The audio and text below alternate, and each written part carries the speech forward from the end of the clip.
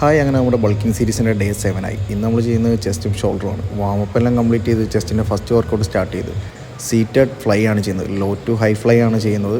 4 set ചെയ്യുന്നുണ്ട്, 15 to 20 reps. Next workout incline barbell press, അതും ചെയ്യുന്നുണ്ട്. 4 സെറ്റ് 12 to 15 റെപ്സ്. അത് കഴിഞ്ഞ് നമ്മളൊരു 4 സെറ്റ് ഫ്ലാറ്റ് ഡംബൽ ഫ്ലൈ ചെയ്യുന്നുണ്ട്. അത് 12 to 15 റെപ്സ് ആണ് ചെയ്യുന്നത്.